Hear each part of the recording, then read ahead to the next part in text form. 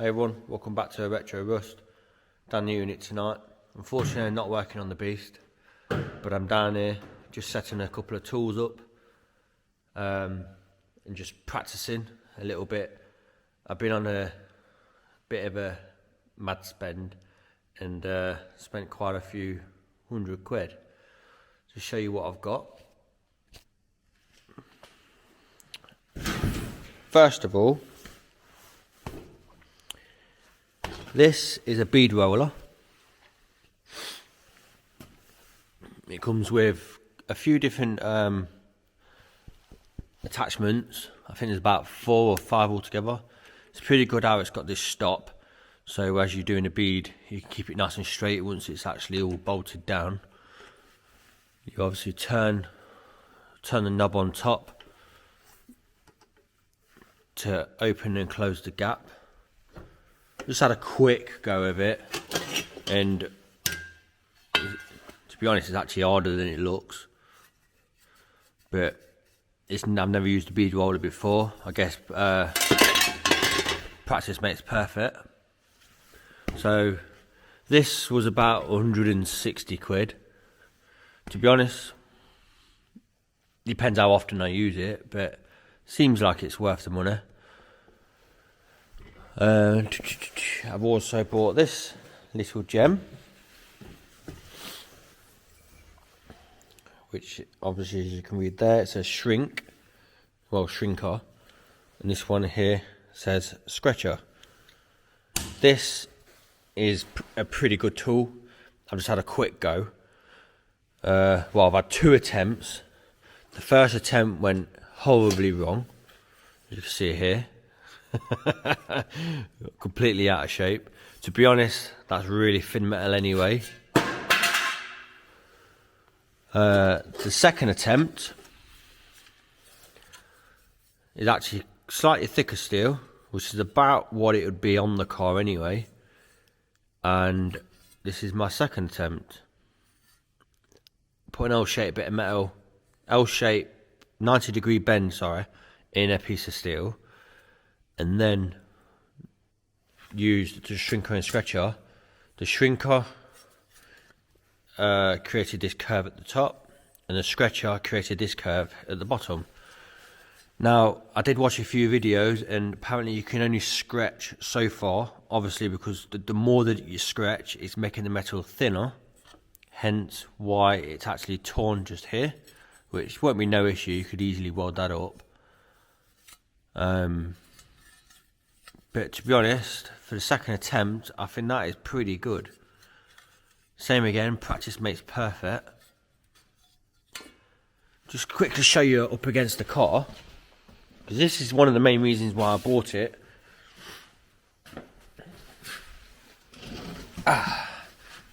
For repairing things like this down the lip, or when you sit that on,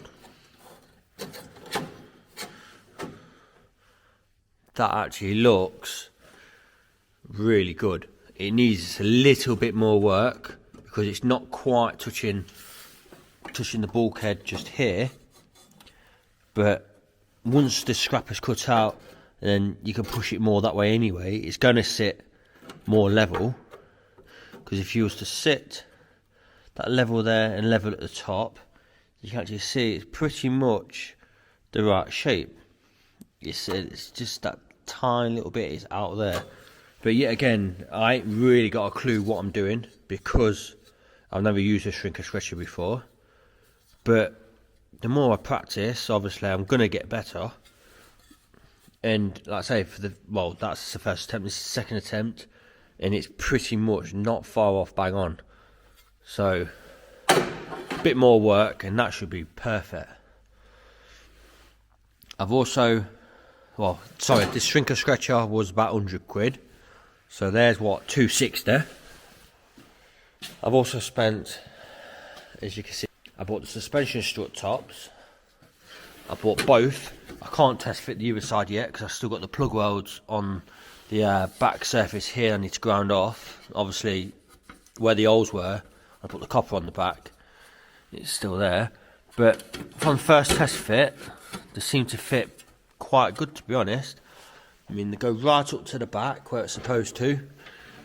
The hole is very slightly off, but I'm not really sure whether that's because there's something going on with the suspension strut anyway. Like I explained, how it doesn't quite line up. It didn't line up before either.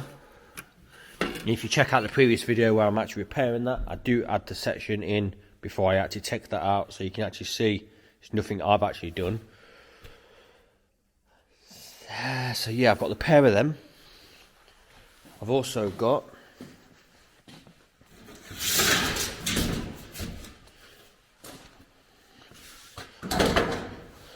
driver's inner sill.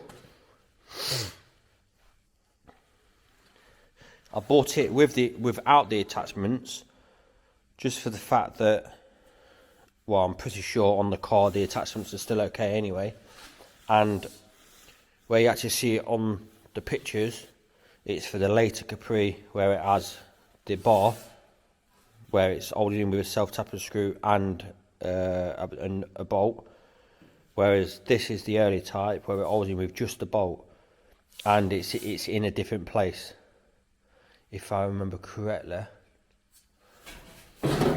So yeah, anyway, I went without the attachments, so there's a bit more strength to go back in.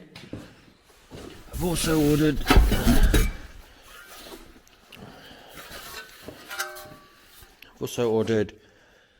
the rear bottom section of the A-post, and this, so far, from looking at it, I'm really happy. We'll see how it actually fits once it's on the vehicle, but like I say, from looking at it, I'm happy with that. Now,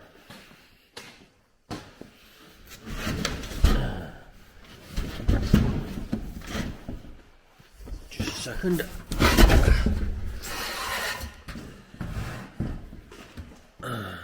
You're going to be all over the place, but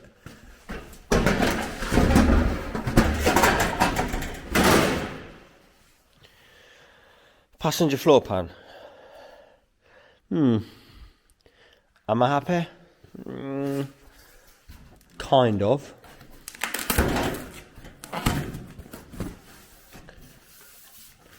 To be honest, with this being, I think it's about 170 quid for this one side, I thought it would be a bit of a better stamp, to be honest. And you can see where it's not actually quite formed correctly.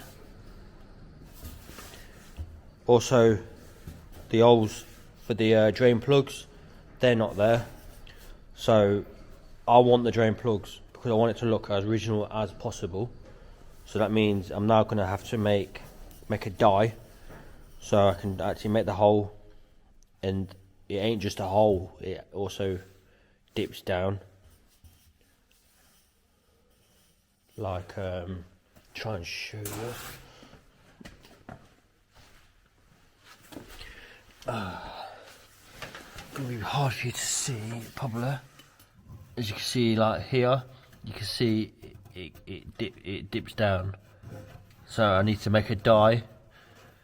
So once I make the hole, I can use the die to make that last lip. And that's, see, I'm really picky because I want this car to be absolutely perfect when it's done.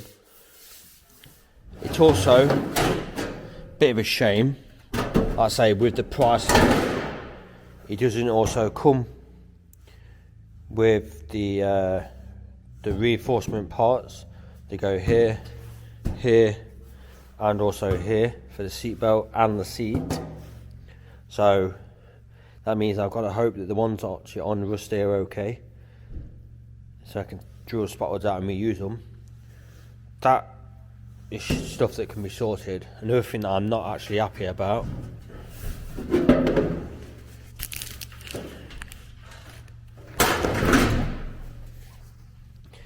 is the corner.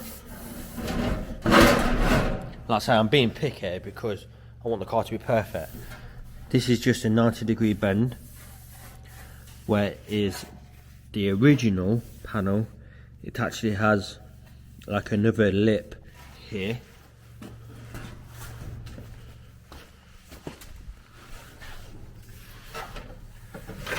Yeah, hard for you to actually see it again, but right on this edge, it has another lip. No, trying to find some. Ah, I know. Where's that floor pad? Yeah. Show you on this, it'll be easier. Turn upside down. This lip here. Now, fair enough, if you was replacing both full floor pans, you probably wouldn't, no one would probably even notice. But I'd still know that shape isn't in the panel, and it would bug me like mad. It'd really drive me mad knowing that it's going in and it's not right. Especially once I put that panel in and the driver's side's got it, but then the passenger side hasn't. So that's another reason why I bought that bead roller. I'm hoping with some practice I'll be able to actually put that shape in there. Huh, do you know what? It looks like it's actually a really bad pressing. I might bring them up, you know, because I've just pulled the cardboard off this end, and it does have it there, right at the end.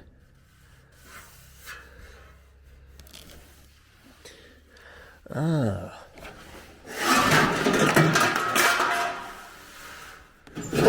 There, you can see it there, right on the edge. And then it goes to nothing. So it looks like Monday, I'm going to be ringing them up on Monday and seeing if they can swap it for another panel. If I have to wait another 6 weeks for it to come at the end of the day, so what?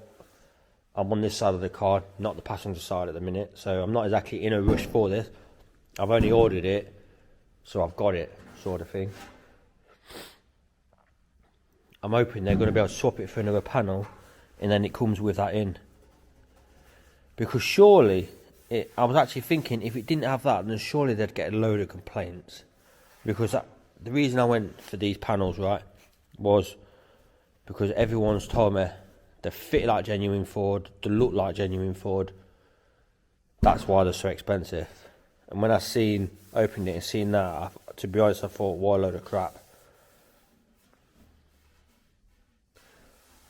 But now I've seen that at that end, it's given me hope that the next one might have it on. Yeah, so that's just a quick update for this evening. That tool, I love it. Absolutely love that tool. Yeah. I say you've just seen that the floors have actually been repaired so much at the front and the bulkhead. That video hasn't been uploaded yet. That will be after this. So yeah, hope you're going to enjoy the videos coming up and hit that like. See ya. Right, hi everyone. Welcome back to Retro Rust. New day today. Well, this evening. Update on these panels. Yeah, it ain't good. Swap the camera around. Come on, turn on. Shooting in progress, do not operate pocket. What? Right, basically, what they've been saying is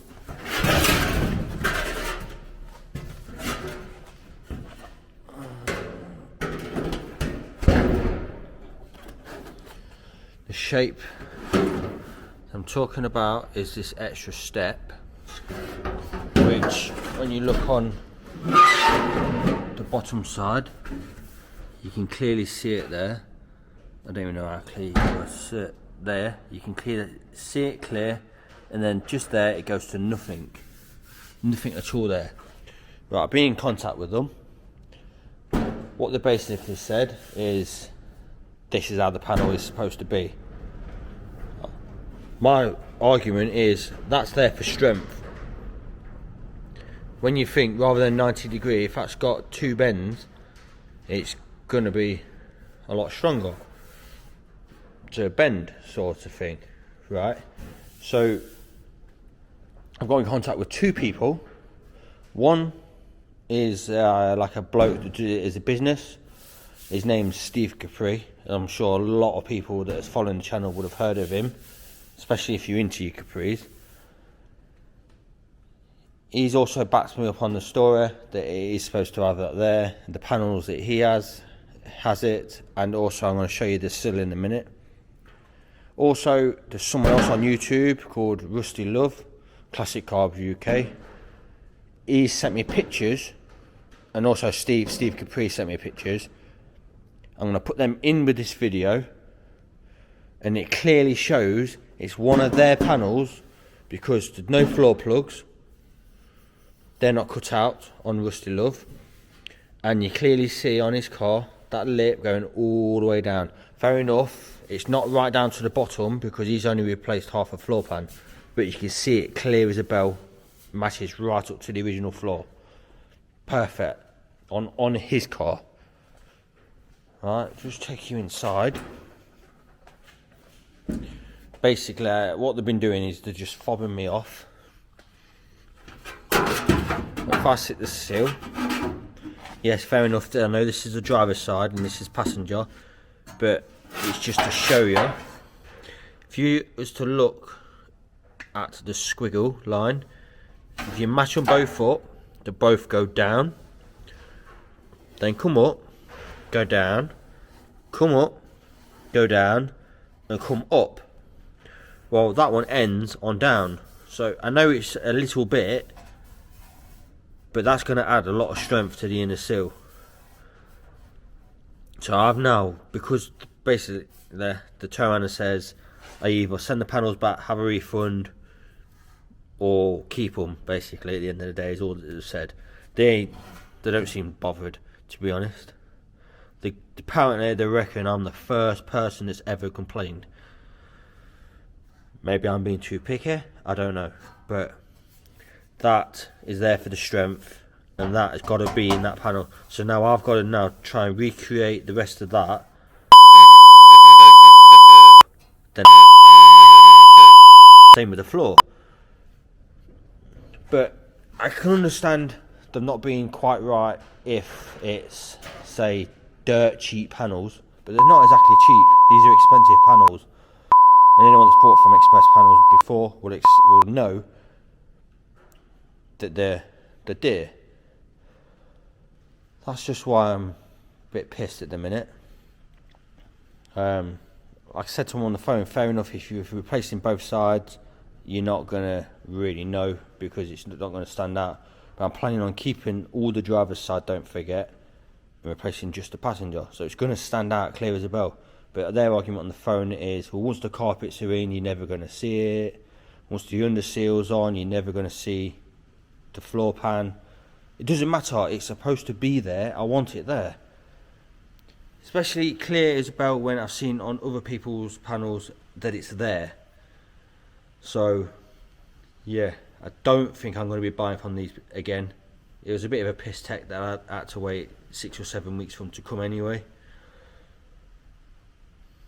So yeah, I can't send them back, so I'm basically stuck with them. So I better get doing some practicing and learn how to put that bead in. If I was going to do that, I could have had a go at making the hole in the sill.